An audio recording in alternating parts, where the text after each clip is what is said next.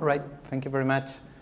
So I'm going to talk about something probably quite disruptive for many of you here, which is the real measurement of vehicle emissions, which is a hot topic now that is going to revolutionize the ITS sector. So very quickly, just briefly to tell you who we are Opus Remote Sensing. We are a company based in Spain who produces and manufactures our own technology that is called the RSD, Remote Sensing Device. We are also the only ISO 17025 accredited company in the world to conduct a remote measurement of vehicle emissions. As you can see here, we have experience in 38 countries. We perform more than 25 million measurements every year. And this is growing a lot, and it's also growing and very relevant, as I will tell you now, because the European Commission is going to put a lot of effort on this technology. Now, what is this technology about? Here you can see a scheme. It's basically the deployment of two boxes at both sides of the road. One system emits an invisible beam of light, infrared and ultraviolet. It crosses the road, goes to a reflector, The light comes back, and then it enters into a detector where, applying a spectroscopy, we can analyze the specific concentrations of the different pollutants emitted by each vehicle: CO, NO, NO2, unburned hydrocarbons, ammonia, particulate matter. The system takes 100 measurements in 0.5 seconds, optical measurements. So very, very quickly we can assess and we can know what is the real profile of emissions of each vehicle. We know the real emissions of each vehicle. Now, simultaneously, the system works with a camera, as you can see there. And now we have a camera where we have introduced, and that's one of the developments, our own computer vision system. So with that camera, we also analyze the movement of the vehicle. We measure its speed, acceleration, capture the license plate, we estimate the vehicle type, etc. So all of this happens in less than 1 second. One of these systems can measure thousands of vehicles every day. And that's a lot of data to take smart decisions. Now, that matches perfectly well with the new proposal from the European Commission that was published just a couple of weeks ago. So the European Commission has published a regulatory package requesting the update of different directives. And basically, related to this, it pushes a lot of effort and focus on the use of this technology. These are the three takeaways from the European Commission. First, that all national authorities, the 25 countries, the 27 member states, they need to equip with this type of technology.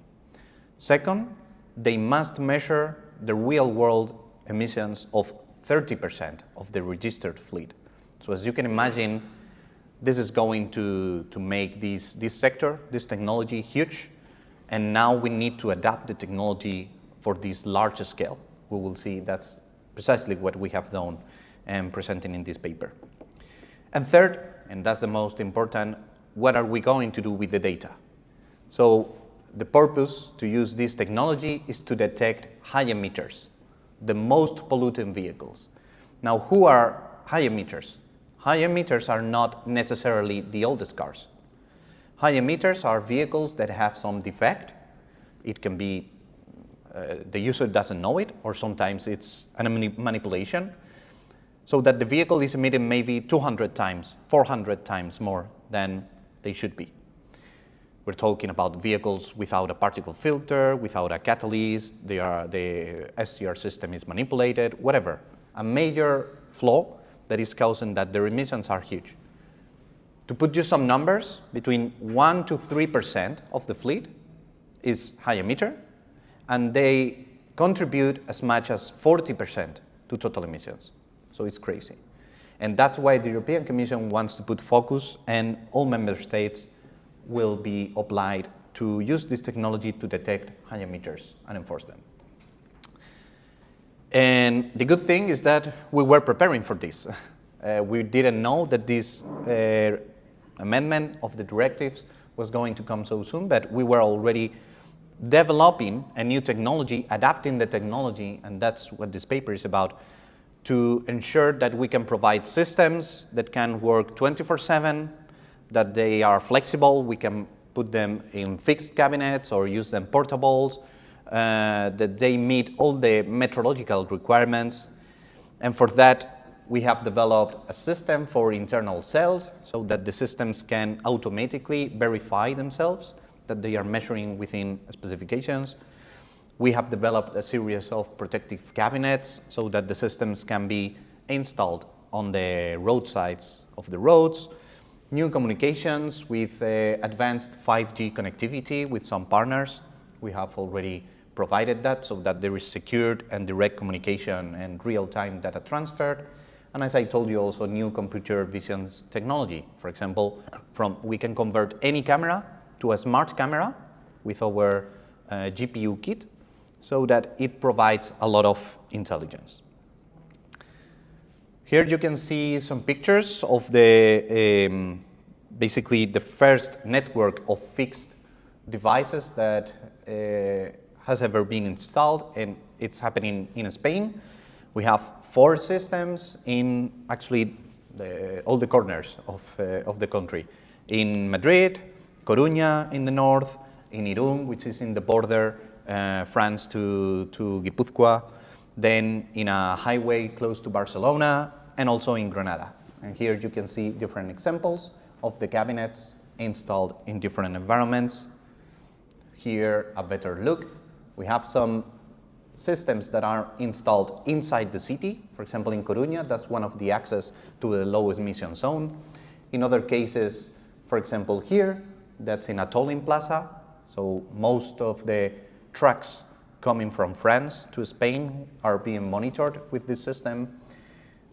Or, for example, there, which is a highway where vehicles drive at more than 120 kilometers per hour. So we are monitoring many different types of conditions. This has been challenged to have a robust technology that can work in almost any environment. So I could give you a lot of information about what are the emissions of the vehicles of the fleet, but that's another part of the story. No? Here, as we're talking about ITS, what we want is the ambition that this technology can be fully deployed at large scale in Europe, that we have systems that can operate 100% autonomous, 24/7 operation. We have achieved that. So all the 5 systems that I showed you, the oldest one was installed in September 2023. So it's more than 1 year and a half operating continuously. Almost no operational costs. It's true that we have to go, every 2 months or whatever to do some quick maintenance, but it's almost maintenance free. Easy installation, which is also going to be critical if we want to cover this 30% of the fleet of all Europe. We need to have flexibility to install systems very quickly and maybe change the locations. The portable system can be installed in 10 minutes, but the fixed installation can be done in 1 day. We have proven that. A very important thing is that we place nothing on or above the pavement. This was a key part of the development. In the past, we did some research projects and different advances about measuring top-down, like putting on the gantries and measuring top-down, but the problem is that then you need a reflector on the road and you need heavy maintenance. That was completely discarded for long-term operation. Now we only place at 2 sides of the road, nothing on the pavement, so everything is simpler.